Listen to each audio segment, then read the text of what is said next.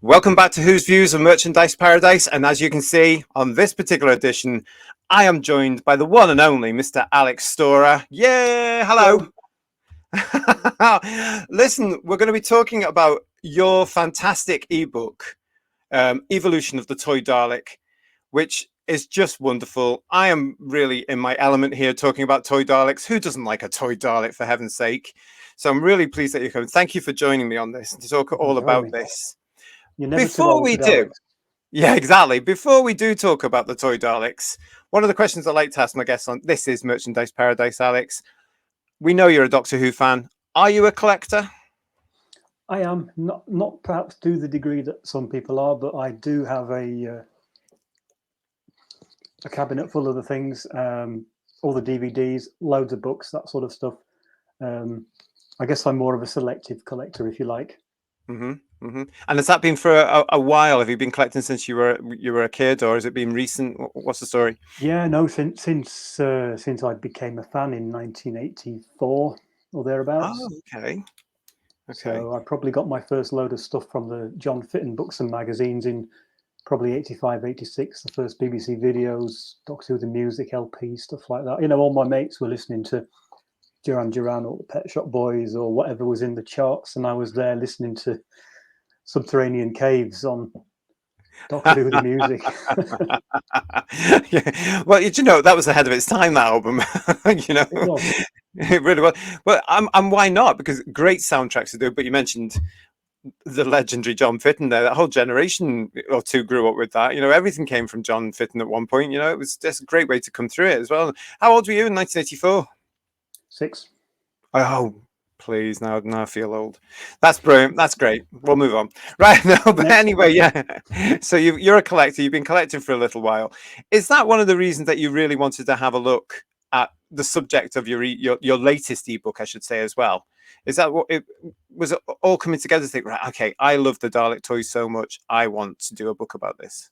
Yeah, I think I've loved the Daleks as long as I've been a fan of Doctor Who. In fact, there's an unanswered question in the start of the book, and that is trying to remember when I first saw a Dalek, because I was already a fan of them and obsessed with them when the Five Doctors first aired.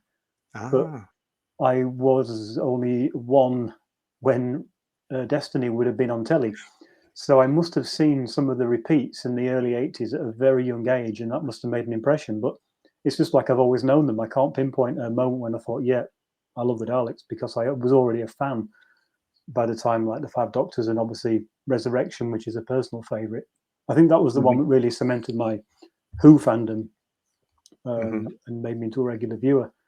So, yeah, and I think I'll probably started pestering my parents for things within the next couple of years. Yeah. And what a story to come in with Resurrection of the Daleks. We'll come back to this in a second because I do want to talk to you about the 1980s then. I'm going to make a note of that. And the Dalek merchandise that was around, because the whole thing about this is available now. If you hadn't heard about Alex's new ebook, as the trendy ones call it now, it's available now. You can see all the details down there on the scroll. That's what you're looking for, the evolution of the toy Dalek collecting through the decades. And what Alex has done here is he's put together the chapters within the book about these monstrous meanies that are legendary now, that are known around the world from the 60s onwards up to the current day. So there's a hell of a lot that's in this ebook as well. And you know what we'll do is we'll start with, firstly, you've said that it was partly because you're a collector here that you wanted to collect the information about the Dalek toys. But where did you start? Did you actually think, right, I'm going to start with doing the decades, or was there another way you were looking at the time? I think this is because, as I said, I've been as obsessed with the Daleks as I have Doctor Who for as long as I can sort of remember. This kind of project has been in my mind, back in my mind, for quite a while. Certainly, in recent times, once I've got into doing this kind of project with the Blackpool books, and exhibition books that I did with John Collier, Yeah. he just tapped into something special with that, and I thought, yeah, I could do my own. So I did one called Up Close last year, which I revised this year. But I think it's a nice format to work with for sort of a personal project. And I think, whatever you're working on, if you're really into what you're doing, then other people are going to like it too, especially when there's a fan base out there. I was actually, as I will have moaned about to you at the time, had a bad back with a trap to slip disc earlier this year. So I was sort of sat around, couldn't work, couldn't do my usual things. What can I do? I can write. So my brain's thinking, maybe it's time to write about Daleks. Wow. So that was the sort of the genesis of this project, if you like. Started off as my own, just sort of, I was just writing about my own collection. And because I've always been picky about the accuracy of the models and that, just trying to compare and contrast, and then got one friend involved, and then got John involved, and thought, "Oh, get a couple of more other people on board, just so it's not pulling on." And it just sort of grew from there, really. Yeah, and this is one of the things as well, isn't it? Because when you do get Doctor Who collectors and fans together, and I, come on, I'm part of this as well. I do this with my other collecting friends. We'll look at certain things like the Louis Marks Dalek and go, with our eyes now, or we will look at we'll look at the Palatoy talking Dalek, and as much as we love all these things, because it's not 100% accurate, is it? So there's actually a story in that itself. It's wonderful how people can as fans, we look at these things. I mean, if you look at them, I mean, bless. Some of them are actually way off, aren't they? They couldn't be more different. Yeah, they all have their charm, and I think that's one of the things that I felt worth writing about. Was, yeah, they might have looked great at the time because you got nothing to compare them against. There wasn't as much as we've had since. Exactly. Yeah, and also because the technology's moved on, and the awareness of this sort of stuff, and we're going to see this because we're going to come into this. We're going to look at this now, and we're going to go through the book decade by decade as you wrote it. It's interesting, isn't it? Actually, because your original ebook with John about the Blackpool exhibitions, that was done out of a period of lockdown, and then suddenly you've got another sort of personal lockdown going on with yourself earlier in 2023, and another book is produced. There's a pattern emerging there. Be careful, Alex. We have managed to do one a year, so you'll have a book on the Llangollen exhibition later this year. Oh, we'll have to come back and tell us all about that. Yeah, well, yeah, you have to come back and tell us all about that as well. I wanted to point out this. I mean, let's face this.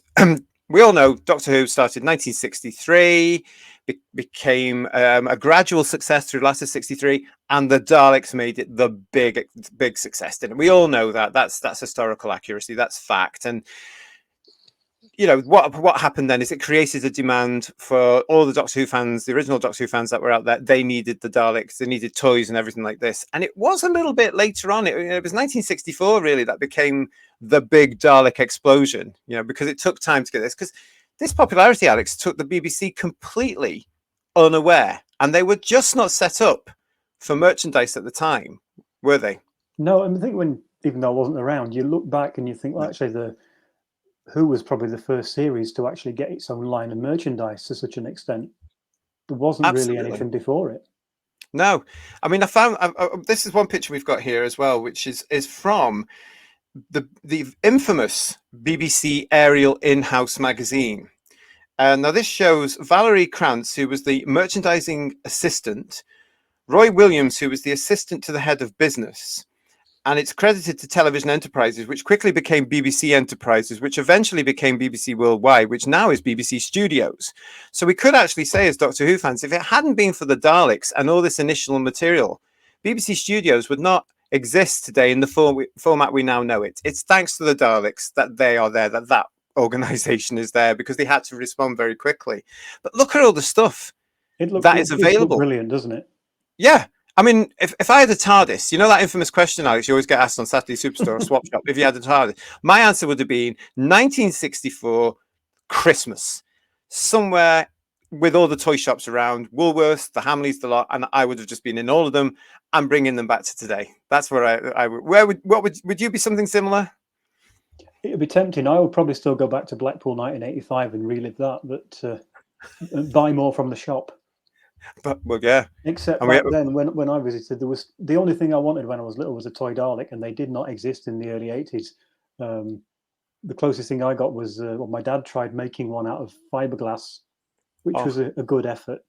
Then I got one of the Sevens models, which was great, but it was far too big to play with when you're that age.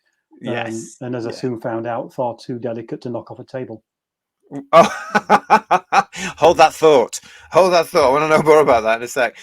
We've got this put here. I mean, in the book you do go through these, and you're reliving certain certain classics here.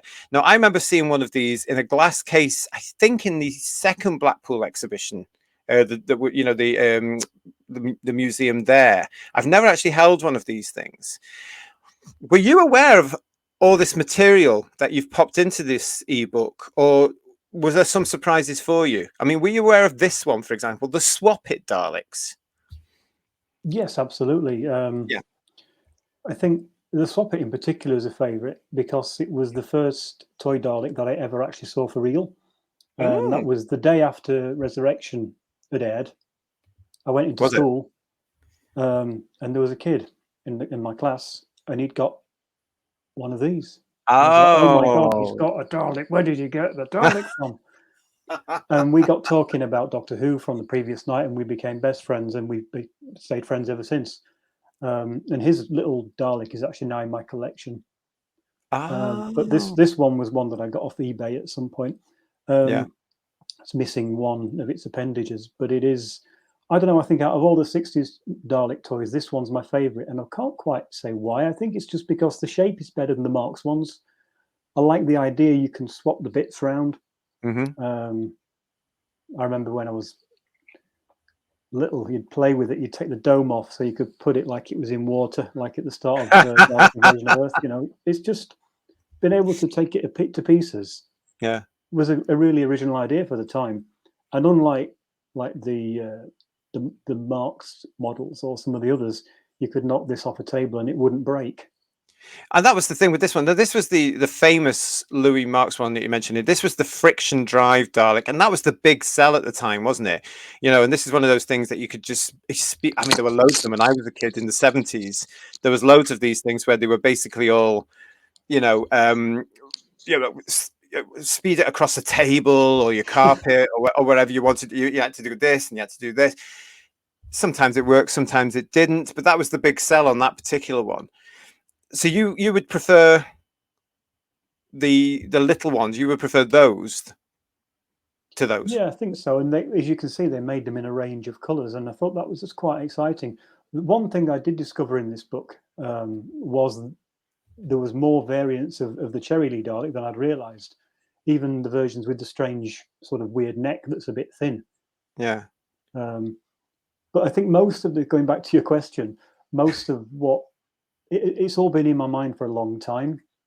Yeah. So I didn't really learn a great deal. A few minor facts about some of the 60s and 70s toys maybe, but I think as a fan and as a collector, you absorb all this information over time as you buy stuff and as you research stuff. And it was just more of a regurgitation of all that, really. It's sort of written, it's not a factual history as such, it's more of a personal take, almost in a blog sort of style in the sections that I've written. But also it does compare them. Yeah. Even going as far as looking at the underside of each one, which does sound a little bit personal. Well, it is for a Dalek. Let's face it, But I love the fact that you've done it as a sort of, as you say, a blog style, because that sort of, for myself, it responds to the platform you've presented it on. This whole ebook where you can download this. Talking of which, there's the details on where you can get this right now. It's available right now for you, and it's also free of charge. And it's 70net.wordpress.com/ebooks. That's where it is. If you haven't seen it already, have a look at it because it's really good. I want to show you this one as well. Now, the 60s was an explosion, of course, for the Dalek merchandise. And that was around for quite a while. And you mentioned the Blackpool shop there as well. You would be able to get certain things there in the 70s when Blackpool opened. And that's this chapter you've got here. And this was the chapter that really excited myself, because even though being a collector and I'm always hunting out things, from the 60s and trying to find them and trying to make sure they're in good condition and whatever, this is where I came in. This is my era. So with the 70s here, I mean, this was fantastic. We've got the classics here from you've pictured in your book. We've got the Dennis Fisher Dalek. We still got one of the 60s hangovers there, if you like, as well, which is the Louis Marx versions, which is something different. You've got the infamous Palatoy Dorking Dalek. You've got the Dalek Bubble Bath.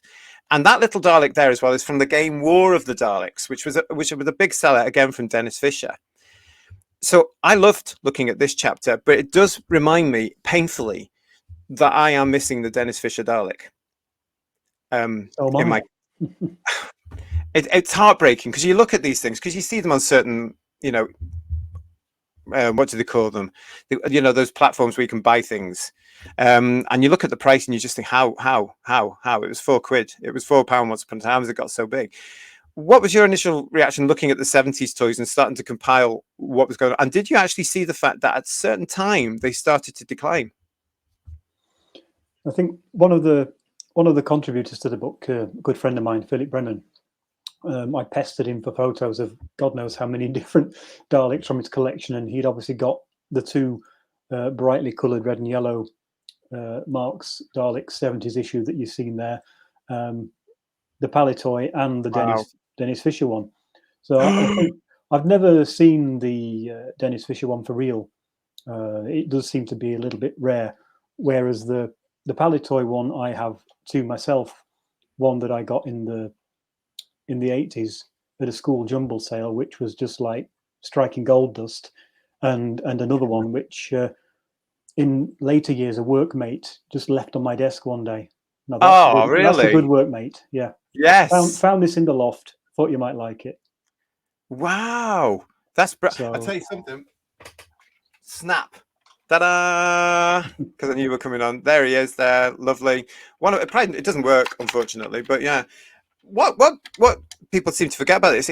There were 3 of these variants. There was this one which has the blue sensor globes on it. Then there was the red one, but then there was another one with black globes on there as well. Yeah, that one's a bit of a mystery. Yeah, and I'm a good. friend of mine had sent some photographs of his, which is what I've included in the book, because he managed to get a load from the Blackpool exhibition shop in the late 70s. Yeah. But we don't know its origins. Was it a limited edition run? Was it a test run? There's a bit of mystery surrounding it because it seems very rare. Yeah, that's interesting though, because I've actually never seen the one, the black version of that. Never seen that, but nobody ever seemed to know. So there's a subject for another book, solving the mystery of that talking Dalek. It's great. I think it must have come out later in the decade, and that was the first time also with them having the black hemispheres that they actually started to look like the Daleks that you've seen on screen recently. Yeah, so maybe perhaps they were designed to time with Destiny, but yeah, I don't know. Well, maybe because the shelf life on those things was quite a while, because I remember still seeing them as you did in the exhibition into the 80s and even into the early 90s. I was still seeing them in certain places which had, Doctor Who related material in there. So they must have had massive overstocks. One thing about your decade on the 70s I was delighted to see was not just those, but these. You actually do go into the Weetabix Daleks here. These were classic, and you don't get this sort of stuff anymore. And these were the little pop-outs, weren't they? From you used to have these little things inside the Weetabix boxes, and you have to really, really be nice to your mum to make sure she got you enough Weetabix to get these things. And you'd open them out, and they'd stand up, or you would collect them, and it's so nice to see them in your book. Well, who's got all of them? Yeah, that section's written by Philip actually, and they were his treasured memory from the 70s. Obviously, that time is a little before my time, but I've got a set of those thanks to John, who posted me a spare set. Wow, they were a bit of a rarity. I think they're quite unique. I guess at the time, the sort of little mini standee as a freebie in the serial was probably common, but as soon as it had got a Dalek or Sideman or whatever on it, then I imagine that was a breakfast time delight for all fans. Oh, totally. I mean, I ate Weetabix for about 2 years because you had to get, the boxes, and you only got so many. And the bigger the box, the more you got in them. And then you would swap them if you had the swaps at school, But you don't get those sort of things anymore. And it's certainly unique to that era of Doctor Who in the 70s there. And the merchandise that was going around at the time, especially with the Dalek image on it. It's just simply because you don't get anything popping out in your cereal now. It's probably all health and safety, to be quite honest. They're probably worried about choking some little precious one. So let's look at that. So well illustrated as well. They're really, really good drawings, and the scans there are actually Philip's own that he'd sent me images of. Those so, there, yeah. it makes a nice little personal piece, and it adds variety to the section as well. Yeah, it really. Well, it certainly does. And then we've already mentioned the Palatoy talking Dalek. That was, as we say, it was everywhere. It was very popular. I knew kids at school that had one of those who weren't even Doctor Who fans. But the novelty was it talked. And of course, in the 1970s, we didn't have much of that because it was all new. So that the Palatoy talking Dalek was such a huge seller. It's great to see it in the book though, and the memory that John has about it, and sharing that as well, plus some stills there from the advert, is absolutely wonderful.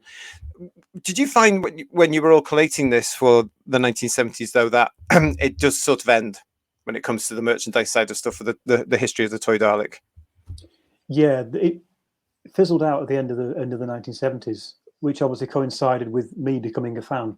Yeah. As I said, because in the early 80s, you couldn't get any Daleks anywhere. There was no leftover stock, nothing, nowhere.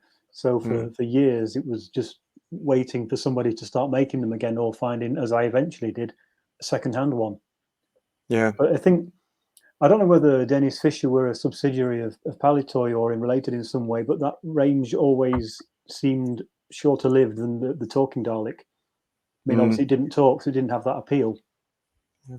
No, it didn't. But at that point as well, as you point out in the book, it was actually looked at by Doctor Who fans as the most accurate Dalek on the market, because it was, and it was in scale with the other Dennis Fisher ranges, and we can see it here.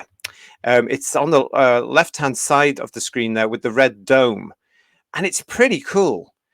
And it is fairly rare, so they couldn't have made that many, considering it was a Dalek, and would have been popular. So it always astounds me some of the prices of Sea Alex when I look at that, because that's what I need, that one for my collection, and it's painful trying to find it now and being outbid and all. It really is. But to see it in the book and to see somebody's memory of it, it's a real joy, because you're sharing that with it through the pages of this ebook here. It's lovely. So coming from the 70s, you're talking about your time now into the 80s. From my point of view, as somebody who was a teenager in the 80s, I was very aware of the lack of merchandise, really, that was coming through. Yes, you would get the odd jigsaw, which would usually feature the Daleks. You might get, well, you still had the books, not really featuring the Daleks. The Dalek Annual disappeared by that point as well. Yeah. But we were all taken by surprise when the aforementioned kits that you were talking about, they appeared. They just appeared from absolutely nowhere. What was can you remember your initial reaction when you discovered the Sevens kits? Yeah, I mean, I do write about it in the book, because I remember seeing the advert for it in Doctor Who magazine, and my mind just being blown, because all of a sudden there's a photograph of a model Dalek that you can own, which of course then pestered my parents. What one of these? It's like, no, too expensive. So he's like, can I have one? No, too expensive. But it probably didn't take much persuasion, because in no time at all they'd sent off for one for me, which of course I thought was going to arrive already made and beautiful and everything, and a box of 1 million pieces turned up instead. I was going to ask you, were you surprised? Because I knew it was going to be a kit. I didn't realize how difficult it was going to be for a 14, 15-year-old, however it was. But anyway, I do have some friends who thought it was going to turn up as a box with this lovely thing all painted and gorgeous, and you were one of them. Did your heart sink, Alex? A little bit, but I was so enthralled in all the manuals and the drawings and stuff that came with it, and all the different bits, because they were so beautifully packaged and presented. Yeah. The job fell to my dear dad to assemble and paint it for me, and I remember him sort of staying up late nights working away on it. Really? That's brilliant, because it was challenging. Did he ever tell you that it was challenging? Yeah. Yeah. He also got the job of doing the second one that I got in the early 90s, when they made the kit a little bit easier to assemble. But model making was perhaps not my thing, so he was always better at it than I was. It was totally different to an Airfix kit, I'll put it that way. They seem to be quite easy, but this thing was challenging, because of course you had the skirt and everything all together, and then why isn't that be that? What do you mean you have to put this thing in between it? Where'd you get that from? And I remember taking it myself, the skirt, to the local model shop, long gone now, with the instructions, and the guy said, "Yeah, this is what you've got to do." So it was just, it's like, wish I'd asked him to do it for me. But they And the still look brilliant. You well, I see one wouldn't know today because and they mine are just lost in time and space, Alex. I'm gutted. My first one is long gone, but the second one from the early 90s resides in the loft these days. Oh, brilliant! But it's still in one piece. Yeah, you go. The brilliant thing about these kits was you can make any variant of the Dalek you wanted to as well. So you could put the slats on, you could take the slats off, you could put the mesh on, you could take the mesh off, and then the fun part was trying to paint it. And then, of course, he brought out the movie variant after shortly after as well. And you've got that picture there as well in the book. From the art on the bottom. Now, one of the best adverts ever, because I got so excited when I saw these adverts in the Doctor Who Monthly and the specials. But that bottom one was my favorite one because it had the movie Dalek on it. I was like, I've got to have one of those, and I did eventually, and I made it and kept it for years. And then there was this. Now that was so inspiring. That whole framework and set there, that got me to the point where I thought I can do that as well. So I was, dressing cardboard boxes and putting sawdust down and annoying my mum in general. Did you ever feel like you could do anything like that as well when it came to showcasing your Daleks?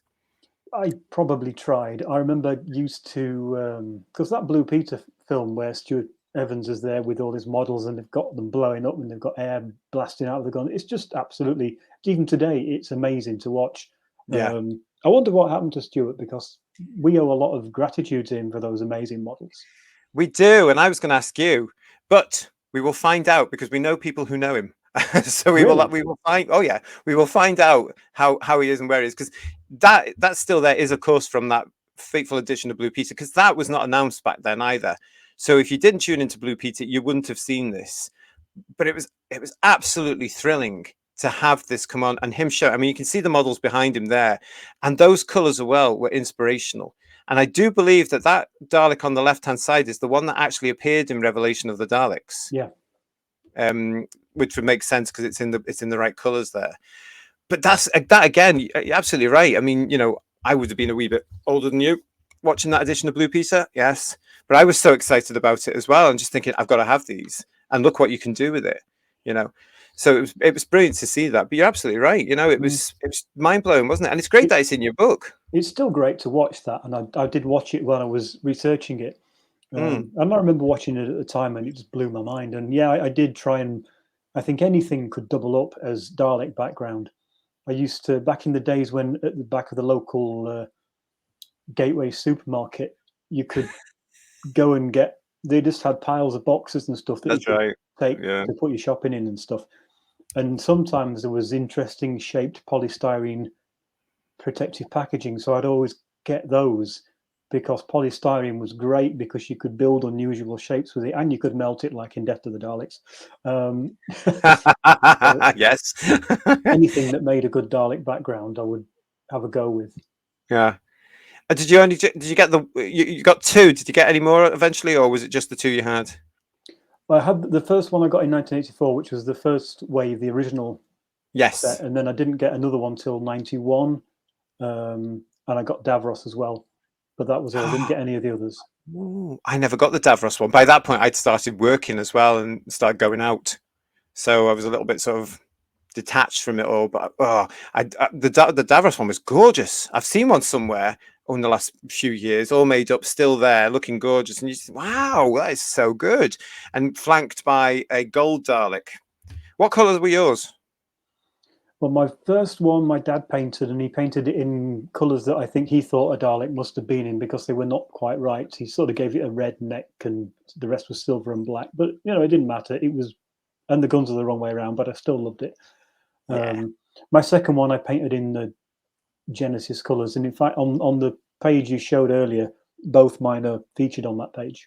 So the Davros and the Davros is in the Davros section, but the little hexagonal inset picture, that is my Dalek that is still just in one piece. That's fantastic. That's brilliant. Wow, I didn't know that. So that's nice to see that in there as well, and it's been looked after, although it's in the loft. But that's great. So when we've come to that, so this is seeing a period in time where the Dalek merchandise is really starting to tail off.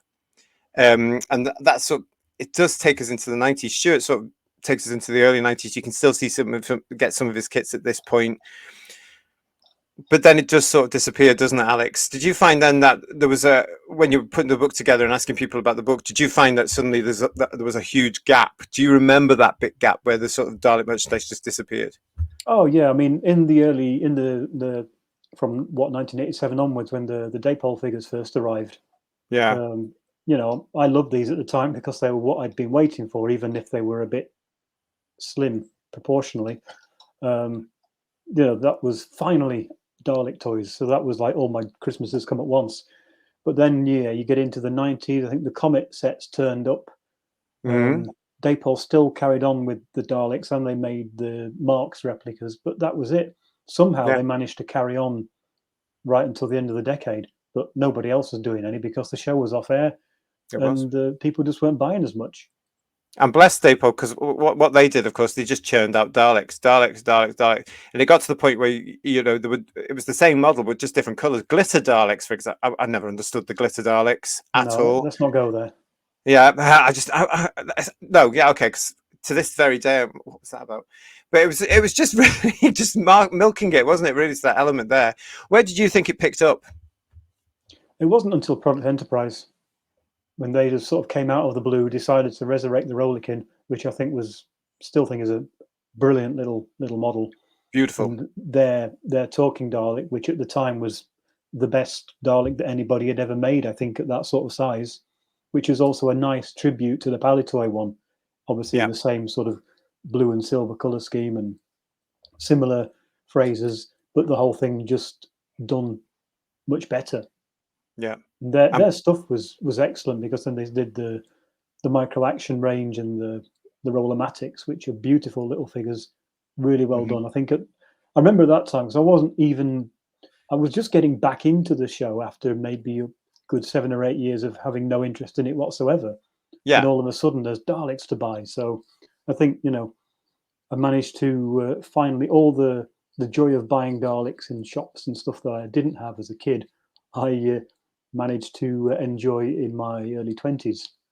Oh, like I said, you're never too old for Daleks. Absolutely not, because here we are still playing around with it now and looking forward to whatever new Dalek toys are on the way. The Product Enterprise Daleks, though, were stunning. I've got a couple of them behind me there, as you can see, but I've got one here. I mean, look at these. These were brilliant, and these went down a storm with fans over here. I'm not sure what it was like abroad, if they even got abroad, but you pressed this here. And they were like, I remember seeing these, Alex, when they came out. And the voice was much better, of course. It was a proper voice. And they had amazing artwork and packaging. They really, really do. Let's have a look. I've got one in the box.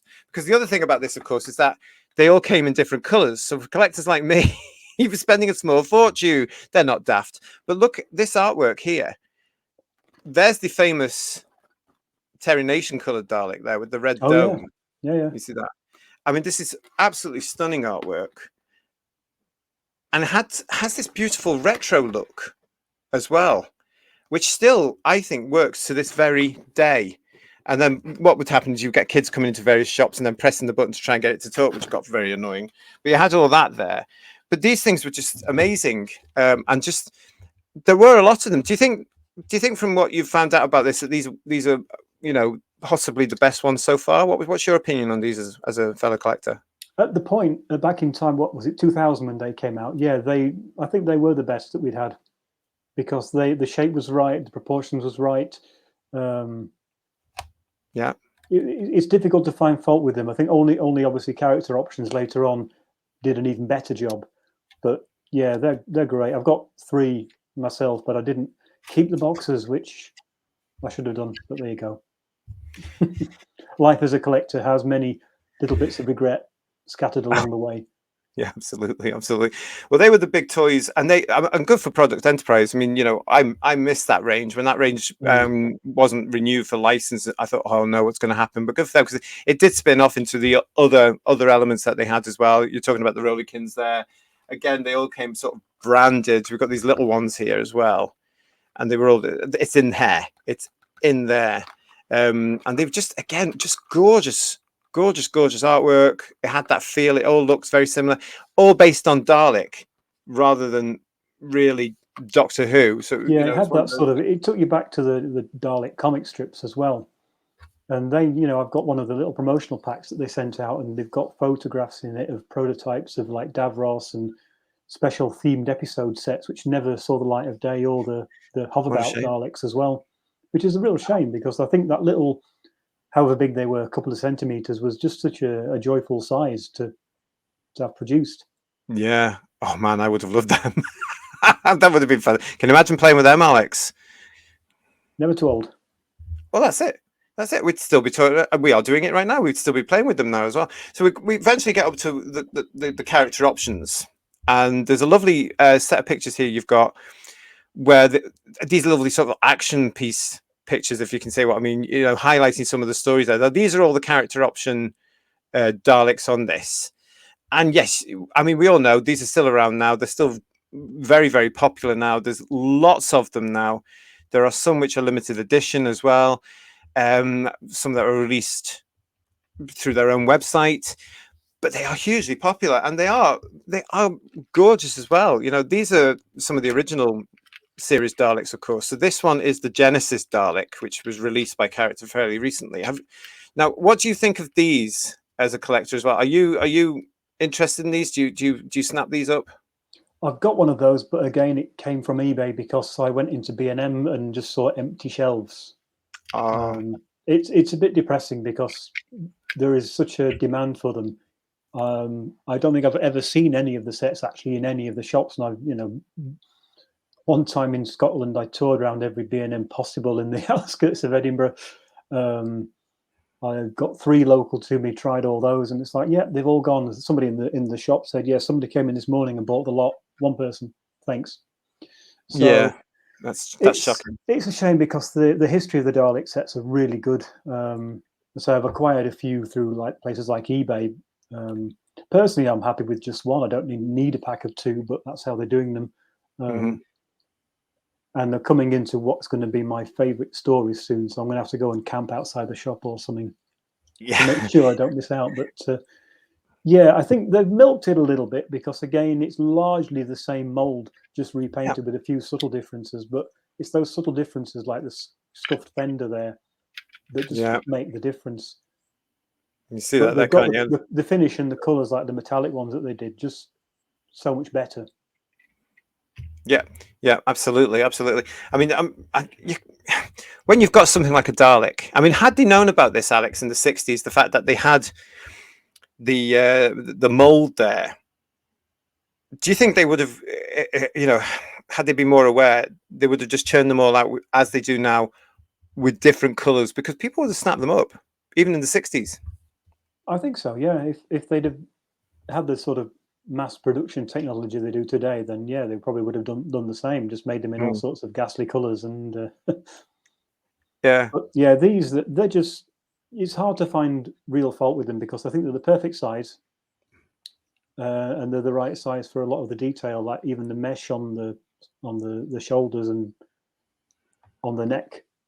yeah, I think very few of the figures before the Project Enterprise one even had that level of detail in. yeah, So yeah. we've reached an age where you can get that much finer detail on models like that, which just makes, for something like a Dalek, just makes a big difference. Especially as we've got really critical as well as, as we go forward as a fandom. You know, we accepted the Palatoy talking Dalek with open arms, but we wouldn't necessarily today because we'd be too like, no, that's wrong. The dimensions are wrong. The skirts are wrong. Oh, there's not enough. There's not enough of the sensor globes on it. No, but yeah, but they are gorgeous. From what you've done, putting together the research for the book and working with people on the book and looking at a lot of material for the book, what would you say is your favorite Dalek toy? It's I think I've got 3. Ooh, It's hard. It's dreamy. hard to single out one. One would be the character options resurrection Dalek, Hmm. because of, as I say, my favourite story and my favourite livery as well, with the white eye discs and the white mesh and stuff like that. Hmm. And I think variations of that are the Death Zone model from eagle moss, which you can't really see Lovely. well here, but they did that so well with the broken slat and the little peg on the top of the dome and all those quirky little details that make that Dalek so individual. They did it perfectly here. And the Yeah. other one, I think, is the destroyed Dalek with its Ooh. mutant hanging out. That And was you've actually just, put that in the book, haven't you? yes. Oh, hang I on. love that because it's just, yeah, it's a fantastic piece of work. The detail is so good and so well researched as well when you see the book that came with it. Yeah. I remember getting Matt Irvin's visual effects book in the late Oh, 80s, yes. and there's a full page photo from the resurrection set, and I think that was really the first time you'd seen a full photograph of a destroyed Dalek, and I was obsessed with it as a Yeah. kid. So Yeah. to have a little actual real version was just, yeah, A a dream dream come come true. true. I mean, if you can't tell from this chat with that, he is a massive Dalek geek. I mean, he absolutely adores them, knows so much about them, and he's been very modest here by not sharing, or not saying too much about them all. But you do, you are, aren't you? You're absolutely I think infatuated with them. maybe, yeah. There's probably bigger geeks out there than I am, but I think it's it's just one of those things, they feel when you it's like one of your favorite albums. You grow up with it, it feels like a part of your DNA, that sort of thing. Of course, yeah, yeah, absolutely. I mean, this is it's always wonderful talking to other fans about merchandise, especially when they've produced something and it's available. I mean, congratulations on the success of the ebook as well. I mean, Thanks. it was dropped and it just went whoosh, didn't it? It was a bit off the scale, really. So well done on that. I want to ask you about you know what I'm like, and call me old fashioned. I don't mind, Alex. I don't mind. Why an ebook and not a book with pages? There are pages. It's just made out of pixels rather than paper. I knew he was Um, going to say something like but that. no, I'm the same. I think Who fans in particular, they like stuff. They like tangible, collectible, physical, real stuff that you can fit in the shelf that's already bursting at the seams with other stuff. But I wouldn't know. no, um, I think there's a whole number of reasons why I chose the digital publication format. Mainly because I could produce it at no cost to myself. This project, as I said, came out of a period when I was slightly incapacitated, so it was an easy thing to start working on, and an absolute, as a graphic designer, a joy to design. Yeah, Um, but I think when I did the Blackpool books with John, our thinking of that was doing projects by fans for fans for free, which is basically putting back into the fan community. So it's just sharing your passion, putting it back out there and putting your own thing together. And yeah, as we've found through the other books, it just becomes a bit of an addictive process. Um, so I thought, yeah, why not? I could do this in that. It's a project I've always wanted for myself. And I think if I like it, other people will like it. yeah, So yeah, there's that. And there's also, I think, potential rights issues. If you were going to go down the self-publishing route or that sort of thing, or even just get a shed load printed to try and flog, you've got the Terry Nation estate, who have always been very protective over the image of the Daleks. Obviously, it's mm, Doctor Who's a BBC product, so yes, of course, there are other, independently published books out there, which is fine. It could be fine if we did it, but you just never know. It just feels like you're lifting the lid on a whole can of worms when it comes to rights. Even though most of the manufacturers no longer exist, you still yeah, the whole thing is based around images of their product. So it's potentially complicated. And then, mm, of course, you would have things like production costs if you were printing it. But I think with print on demand, it is possible to just have copies, although it ends up costing much more per unit. Um, but it just all sort of felt, yeah, I don't want to go down that road. I haven't got the time or the inclination to get into all that side of it, where I can produce something that, one of the joys with the ebook format is, if somebody spots a glaring error, you can quickly correct it. You can make it as big as you want it to be without, you know, good points. thinking about print costs or having budget restrictions. So you can really do it exactly as you want to do it without limitation, really. with the added bonus that you can then share it. And who doesn't like a freebie? And it's so good of you to make it free as well, because not much is. So, again, thank you for that, because it's a great read. I mean, you're getting good at this as well now, aren't you?